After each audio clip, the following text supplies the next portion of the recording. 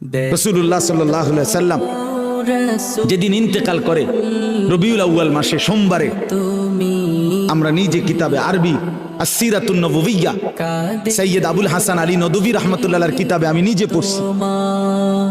আল্লাহর নবী সাল্লাল্লাহু আলাইহি ওয়াসাল্লাম সোমবার দিন, ইন্তেকালের দিন, নবীজি ইন্তেকালের পূর্বে 23 ওয়াক্ত নামাজ জামাতের সাথে নিজে ইমামতি করে পড়াইতে পারেন নাই। হযরত আবু বকর সিদ্দিক ইমামতি করছে নবীজির হায়াত থাকা। এতটা অসুস্থ ছিলেন, উঠতেই পারেন না। শেষ দিন সোমবার ফজরের ওয়াক্তে আল্লাহর নবী সাল্লাল্লাহু আলাইহি ওয়াসাল্লাম মসজিদে নামাজ শুরু হয়েছে ফজর। নবীজি ওনার স্ত্রী আয়েশা রাদিয়াল্লাহু তাআলা আনহা ওনার পিঠে বুকে মাথা রেখেছিলেন। নবীজি বললেন, আয়েশা আমারে সোজা করে বসাও, আমার হুজরার পর্দা সরাও, আমি আমার সাহাবীদের ফজরের নামাজের দৃশ্য দেখব। নবী সাল্লাল্লাহু আলাইহি সাল্লামের রওজা মুবারক এখন আপনারা যারা গেছেন তারা তো দেখছেনই, একেবারে যেখান দিয়ে নবীজির রওজায় আথার, এইটাই মসজিদ, এটা লগে দিয়েই মসজিদ। তো নবী সাল্লাল্লাহু আলাইহি সাল্লামকে আম্মা জান আয়েশা নবীজির বিবি এরকম কনুইয়ের মধ্যে ঠেস দিয়া বসাইছে, পর্দা সরায় দিছে। আল্লাহর নবী দেখলেন পুরা মসজিদ ভরা। ফজরের নামাজ কোন নামাজ? জোহরের পরে যেটা পড়ে ভোরে। কোন সময়? ভোরে।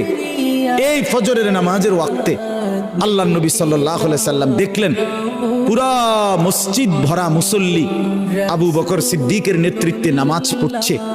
সবাইকে ভরপুর দেখে খোদার কসম কিতাবে লিখছে নবী সাল্লাল্লাহু আলাইহি সাল্লাম চোখের পানি ফেলে দিছে, কানতে কানতে বলছে, আয়েশা আমার 23 বছরের মেহনত সার্থক। আয়েশা